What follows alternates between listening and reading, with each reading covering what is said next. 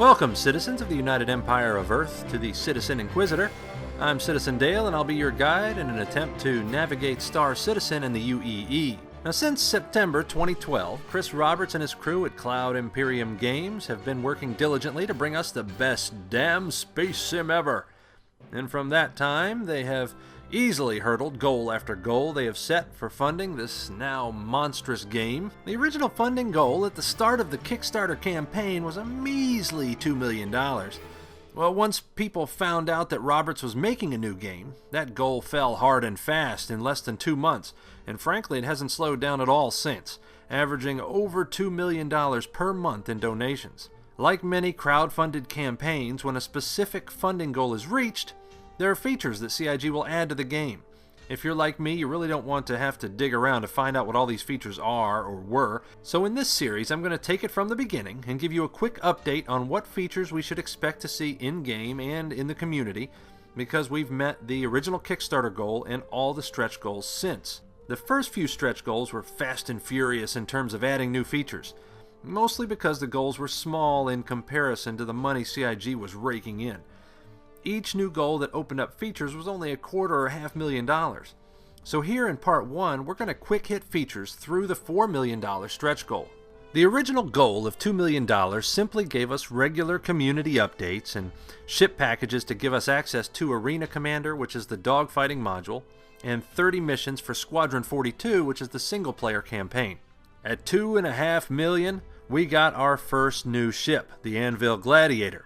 It's a two-man ship, which was originally designed to be a mid-range torpedo bomber, but is easily modified for civilian purposes and light transport duty. Then, along with even more community updates, $3 million essentially upped the Squadron 42 release to 35 missions, and upgraded the ship packages to include access to the Persistent Universe, which would include 40 star systems.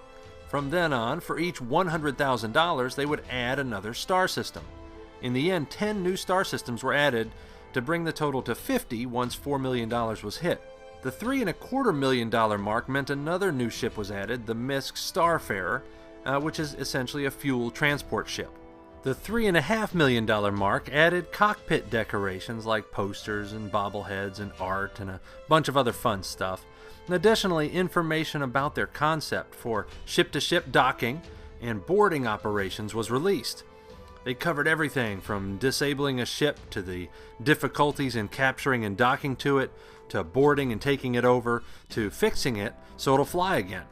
I've posted a link to that entire article in the description below.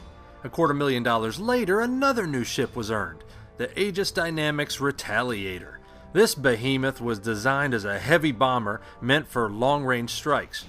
The civilian market has put it to good use primarily as a cargo ship, but also as a passenger transport ship. The $4 million stretch goal was a doozy. With the addition of a new star system per 100K, up to the $4 million point, there were now a total of 50 star systems that would be included in the Persistent Universe. Squadron 42 was bumped up to include 45 total missions, and professional mod tools would be made available for free to all players. It also included what's become known as the preeminent pirating ship to date, the Drake Interplanetary Cutlass. With a larger-than-expected cargo hold, good dogfighting capabilities, and a dedicated tractor beam mount, the purpose of such a ship couldn't be more clear. That brings us to perhaps the most well-known of all the stretch goal promises, Wingman's Hangar. If you aren't familiar with Wingman's Hangar, this is a weekly show hosted by Eric Wingman Peterson that touches on different aspects of the development process and answers a lot of fan questions. A link to the show is in the description below. So those are all the features and additions to both the game and the community for Star Citizen up to the $4 million stretch goal. This goal was reached by mid-November of 2012, so we were barely 2 months into the announcement of Star Citizen, and it was already one of the top crowd-funded video games ever. So in summary, the first $4 million in donations amounted to the inclusion of 4 new ships, a bunch of new community content including Wingman's Hangar, 50 total star systems in the Star Citizen Persistent Universe, 45 total missions for Squadron 42, and some other stuff like cockpit content and packages with alpha access. Not bad for 2.5 months of work.